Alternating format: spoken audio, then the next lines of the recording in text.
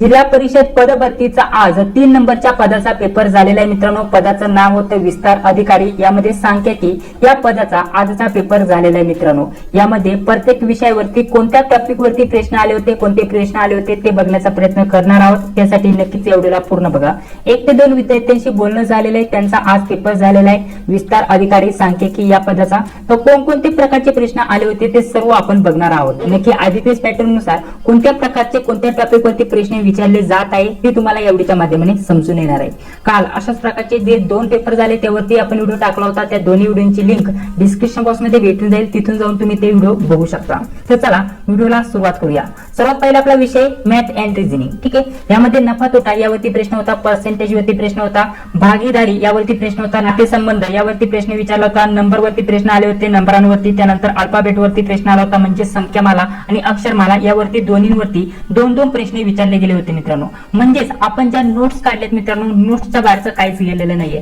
जवळपास 90% अभ्यासक्रम आपल्या नोट्स मधून आलेला आहे। सर्व आपण सोल्युशन सोबत नोट्स मध्ये उपलब्ध करून दिलेले आहे। त्यासाठी नोट्स तुम्हाला हव्या असतील तर सविस्तर माहिती व्हिडिओच्या लास्टला तुम्हाला बघण्यासाठी भेटणार आहे। तर बघा, पुढे अल्फाबेट झालं, बॉट्समन वरती सुद्धा प्रश्न विचारले गेले होते, तर्क आधारित प्रश्न विचारले गेले होते, वेळ वेग अंतर यावरती प्रश्न आलेला होता, त्यानंतर सिटिंग अरेंजमेंट वरती प्रश्न होता, बैठक व्यवस्थेवरती प्रश्न होता आणि पझल टेस्ट यावरती सुद्धा प्रश्न आलेला आहे मित्रांनो।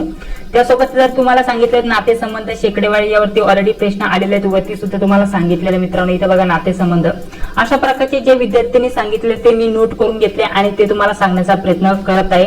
त्यानंतर असाही प्रश्न विचारला होता, आपल्याला एखादा शब्द दिला असतो आणि त्यापासून किती अर्थपूर्ण शब्द तयार होतात ते आपल्याला विचारलं असतं, ठीक आहे। तर या टाईपचे सुद्धा प्रश्न आलेले आहेत मित्रांनो। तसा जर विचार केला बुद्धिमत्ता आणि गणित या विषयाच्या ज्या नोट्स काढल्यात मित्रांनो, जे IMP प्रश्न संच टॉपिक नुसार आपण काढले सर्व त्यातूनच आलेले मित्रांनो, त्याच टाईपचे प्रश्न आलेले आहेत मित्रांनो। हे सर्व आपण आपल्या नोट्स मध्ये कव्हर केलेले आहेत। एकाच टॉपिक वरती आपण 5 ते 7 उदाहरण सोल्युशन सोबत सोडून घेतलेत मित्रांनो आणि याच टाईपचे प्रश्न आलेले आहेत। जीकेचा जर विचार केला तर संसद भवन वरती प्रश्न होता, G20 वरती प्रश्न होता, 2011च्या लोकसंख्येवरती प्रश्न आला होता आणि राज्यघटना यावरती प्रश्न आले होता। आतापर्यंत सांगितलेल्या विद्यार्थ्यांच्या म्हणण्यानुसार यावरती जीके वरती प्रश्न आलेले आहेत मित्रांनो।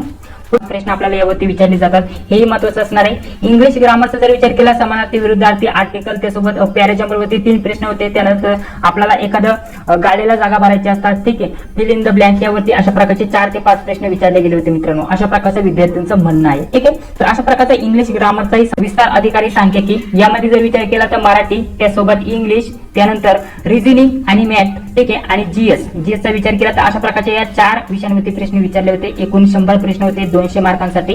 तर जवळपास आपण ज्या नोट्स काढलेल्या आहेत मित्रांनो, मराठी, इंग्लिश, गणित, बुद्धिमत्ता याच्या बाहेरचे जास्त काही आलेलं नाहीये। सर्व अभ्यासक्रम